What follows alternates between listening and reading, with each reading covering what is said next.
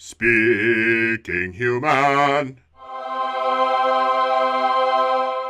Today on Speaking Human, we answer the call on smartphone marketing. We check out the view from the top with Apple, bash the big guy with the aggressive marketers at Samsung, and contemplate the future for another fruit-named phone, the Blackberry.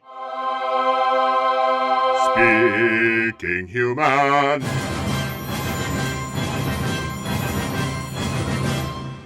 Welcome to Speaking Human, the official podcast of Monsters Unlimited, a creative agency with a business brain.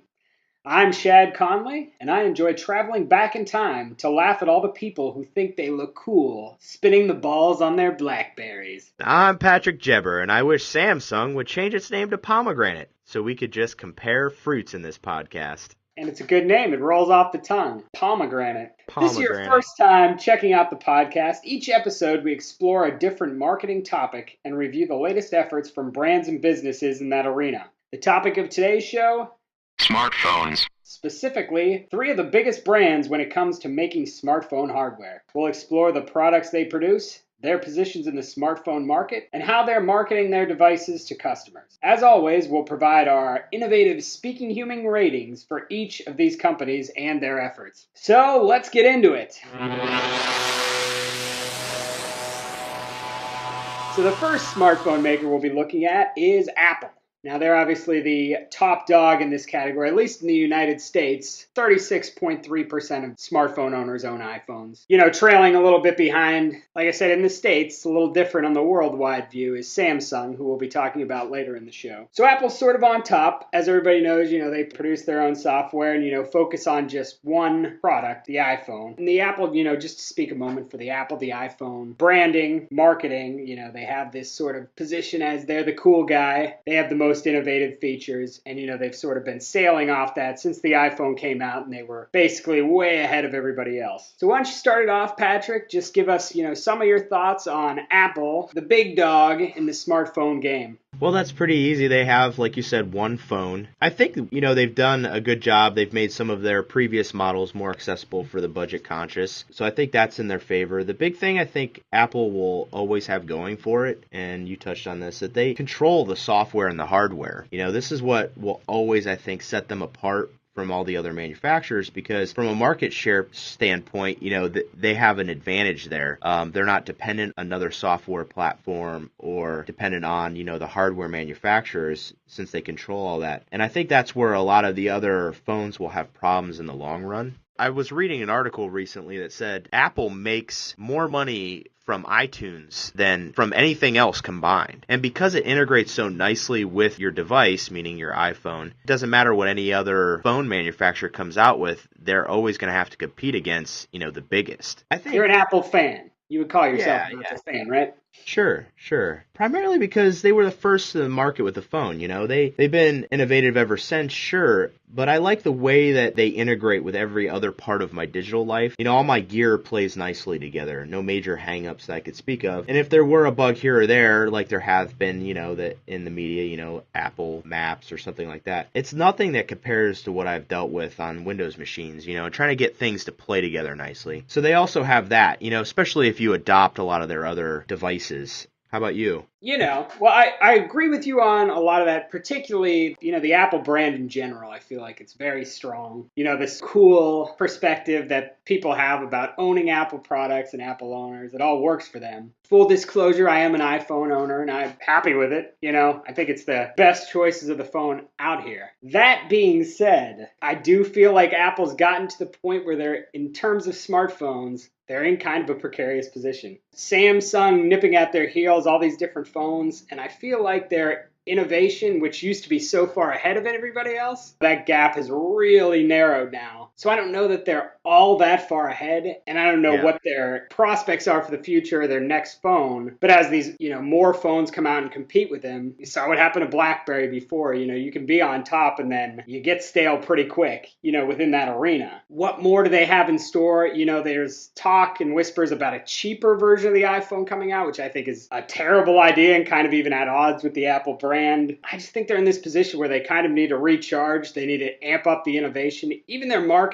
has felt a little lazy to me. They're kind of like the king relaxing on the throne. I just wonder if they can keep growing or they're going to start, going backwards. You watch CNN and you watch any of the stock market channels that are out there, and it's surprising actually how much they're a topic of conversation. When it comes to business or tech, Apple's always a topic of conversation. For good reason, they were the first to really change the game in terms of the smartphone market. I agree with you. More options for Apple I don't think is necessarily the solution, having a cheaper iPhone, although it works for Samsung, right? They have a million different phones, and that's, I think, one of the reasons why they're leader, but we'll get into that. Following Apple for a really long time, I feel like this is always the calm before the Apple storm. At least what I've noticed is that they'll sort of come out with something new and innovative that will really change the game for everyone. They'll ride that for a while. You think they're dead in the water or they're sort of stagnant, and then all of a sudden they'll come out with something and you'll be like, wow, why hasn't anybody else thought of that? And I feel like we're at that cusp of where they're going to release something new. I used to follow a lot of their patents that would come out, and they are so far beyond what we're thinking about today anyway. I really think they have things in their lineup that we just can't even comprehend yet, and will probably change the face of the way we do things, whether it's a smartphone or whatever. I would not be surprised if they launched something this year that totally changed the smartphone market. What do you know? You know something. Give us the information. Well, I was talking to Tim Cook recently. That wouldn't surprise you, would it? No, it wouldn't. And it also wouldn't surprise me if you're right. You know what I mean? If they come out and they do something and you're like, wow,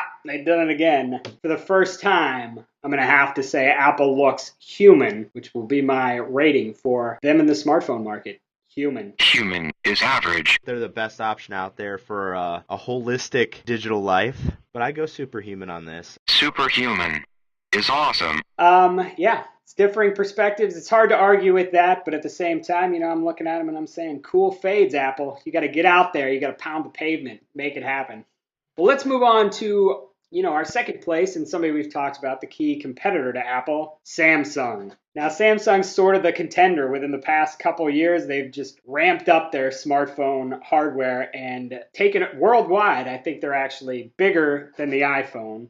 They have a variety of different phones. They don't just have one product. They have a bunch of different types of phones at different price points. Their top seller is the Galaxy S line. The next big thing is already here, the Samsung Galaxy S3. They currently have 40 different varieties of phones. Wow, that's a lot of phones. So they've been slowly rising, worldwide, and even in America, more and more people are getting Samsung phones. And their marketing over the past couple of years has been incredibly aggressive. You've probably seen a lot of ads on TV with them, commercials with LeBron James. I think more memorable one is the one with people standing at the iPhone line where people come by with their Samsung phones and show all the cool things it can do. And why are you weird hipsters waiting in line for that phone? But what I found astounding was they said their actually marketing spending has been not only large, but historic, with something like over $200 million a year in just the US, which is crazy. I mean, that's far more than Coca-Cola or Microsoft or Apple. I mean, far more than that. So I saw historic levels. I didn't realize they were spending quite that much on it. I know the Samsung name has been sort of saturating the smartphone market, but I didn't realize it was quite to that level. So, Samsung, the contender, what do you think, Patrick? Are they Apple? Do they have a chance of overtaking Apple? Like I was saying earlier, Samsung has so many options for people, right? And that's the big thing for them. I think oversaturation creates this ideal groundwork for them for big adoption. They're eventually going to have a problem that they're going to be outspending the adoption rate of their phones.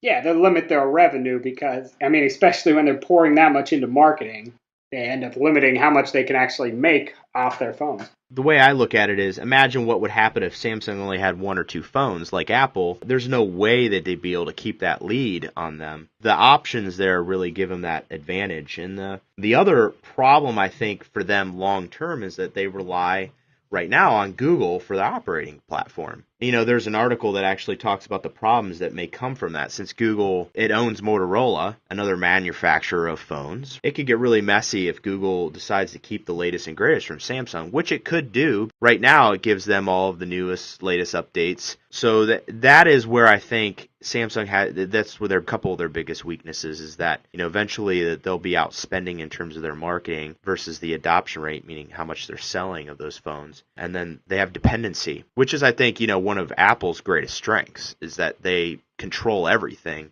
Yeah, What do you think? it could definitely hurt them in the future.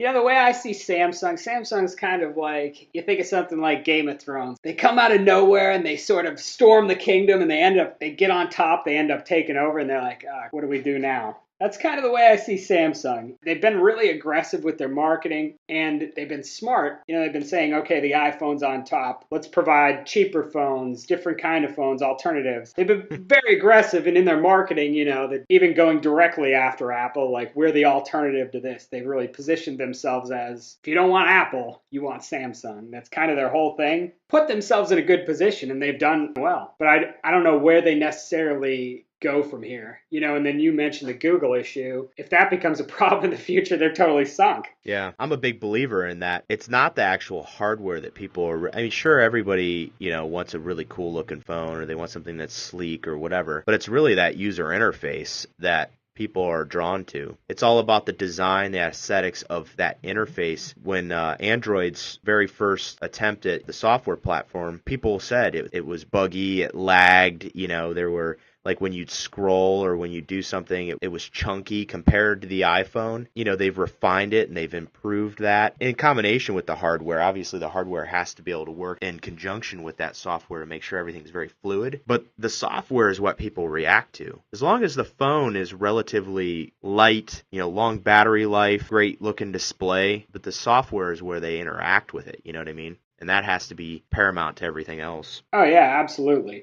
And that's another thing about Samsung too. You know, they've really done a good job of catching up with Apple, but they still haven't put out anything that makes you say, "Oh man, that's so much better," or "That's something I can't get with any other phone out there." Necessarily, you know what I mean? Maybe in combination they have some neat features or stuff like that. Not like any of those mind-blowing things that make people be like, "I need that phone." Yeah. I will say the commercials they have where they're making fun of the Apple hipsters waiting in line are pretty good. An example of how their marketing is done well is positioning themselves as sort of the non-Apple. I mean, it's worked for them. It's worked for them for now. I don't know if it will in the future, but those commercials, they were good. They're actually ring pretty true to to people who are diehard fans, because people are like that in the lines, you know. Absolutely.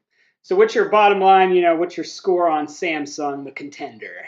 I have to give Samsung a human rating, only because, you know, like you said, they've never done anything that has really blown my mind. I haven't seen anything. If they came out with a phone that was razor thin, like a piece of paper, and translucent, nothing like that has come out yet. And I feel like that's where it needs to go to really blow my mind. They haven't done that yet for me. Yeah, I'd probably go human on it too, though I debated superhuman because they really have come a long way and they've really shot up through the market, catching up with their technology and the aggressive marketing I like. So I thought about it, but, you know, ultimately I think just because of the position they're in, I think I got to go human on them as well. So let's go, you know, we're going to go from your top cell phones within the American market to a former top cell phone in the American market, and that's Blackberry. As people probably remember, you know, I don't know, 5, 10 years ago, Blackberry was the big cool phone to have. You know, everybody had Blackberries. Everybody was using those little scroll balls. They sort of owned the cell phone market for a time. In recent years, you know, they just haven't come out with new products, really. Nothing innovative. You know, they kind of just completely dropped off because once other phones came out that were better, that could do all these different things, a lot of the stuff that made the Blackberry, which people nicknamed the Crackberry at that point because, you know, especially within the business realm, people were using them so much and always on them. They didn't do anything to innovate it. And as a result, it just plummeted to the bottom of the market. One piece of information I saw is that their stock is 1/8 of what it was in 2008. So within 5 years, you know, it's quite a mighty fall. But anyways, enough about the fall. BlackBerry's back. The BlackBerry 10, which is the new phone they've been working on forever, long delayed, was supposed to come out, is finally here. So they're doing a new large marketing push for these new products and their new hardware that they have out now. So they're going to try to make it come back and, you know, grab their piece of the market again. And so the question for you, Patrick, is can they do it? Well, it's a good question. I think BlackBerry has a long way to go to come back in the game, in my opinion. As much as I think they're a joke in this space now, I think they have the right idea. Going back to what I said earlier, they're one of the only other ones in the smartphone market that's doing what Apple is doing. They control the user experience, they control the software and the hardware, which is, I think, crucial to the success of the company. They'll never be at the mercy of someone else. In addition, they're really trying to make a real comeback. And I know that they've had some flubs over the last few years. They came out with an operating system. It was a complete failure. It was totally buggy. People were having major issues with it, all kinds of issues that they've had. Their network going down. And I think they're making a really great attempt at coming back and playing for real this time. What I really think is an interesting change for them is, obviously them changing their name from RIM to BlackBerry. It's not necessarily risky, but it's definitely very aggressive in terms of we're going to change our whole persona. It's like Apple in the way that they're actually approaching it. It's like, there's not Android software and Samsung hardware. It's like we are all one and we're the complete provider of this product. So I think that's going to definitely bode well for them in the future. Yeah, I thought the name change was actually a pretty smart move. I agree with you. They may have waited way too long to come out with their big new phone, but some of the stuff on there, it looks pretty cool. It does look like it's actually different. And I think the big thing with BlackBerry has always been, they've been strong in sort of like the professional and corporate space. The new phone has some, a feature where you can separate your personal and professional profiles on your phone, which is pretty cool. So I think they have a shot, especially if they can position themselves right. The BlackBerry name is still strong. It's something of a joke, like you said. You hear the name BlackBerry, you automatically think of that stupid scroll ball. It's going to be tough to erase that, but it's still a name with recognition in the smartphone market. Yeah, I was going to say, the only thing that hurts them is that, a lot of people who were big BlackBerry advocates, already migrated away. If they could have overcome that early on, I think that they would have been one of the leaders. Now they have a long way to go to win back people. Yeah, and I think, it's one of those things, you got to make sure you keep making your product better constantly. BlackBerry, like I said, does have a good product, and supposedly they're boosting their marketing budget. What I would like to see them do with their marketing, they haven't done yet, address that this is the old BlackBerry, this is the old perception of BlackBerry dead on.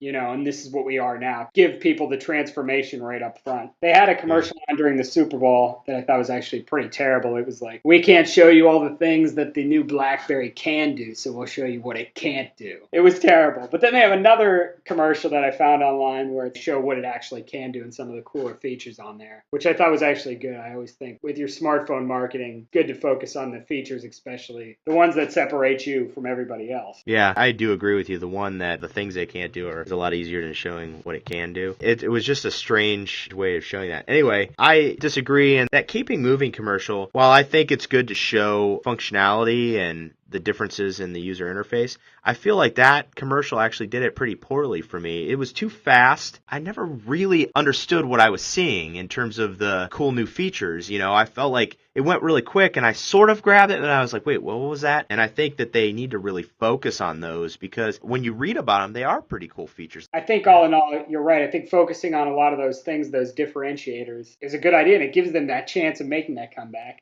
I also think for them, they should be focusing on that corporate environment. I know a lot of, companies have gone the way of iPhone now that actually, when they were all BlackBerry before, I think that's a good in for them. It's a good way to focus. Yeah, IT wouldn't even touch Apple for a really long time. So, yeah, there was that window of opportunity. Which they flushed away.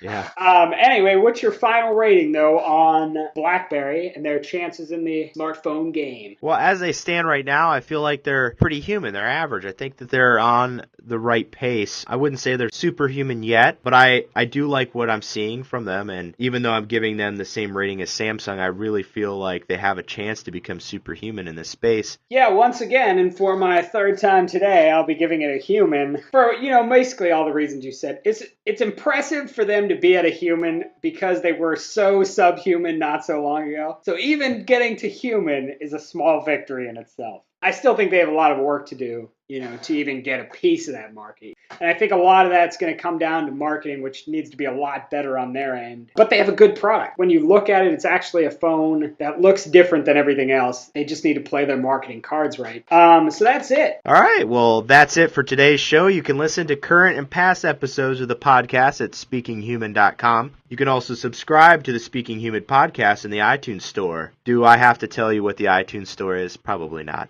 Email us with any feedback, questions, or inappropriate comments at ideas@thinkmonsters.com. And you can actually access the podcast from your Apple iPhone if you wanted to. Oh, yeah, that's right. Smartphones. Or any smartphone by going to speakinghuman.com. If you're going to iTunes, then you want to use the iPhone. Absolutely. Anyway, we'll be back next time with more marketing chatter. Catch you then, humans. Speaking human.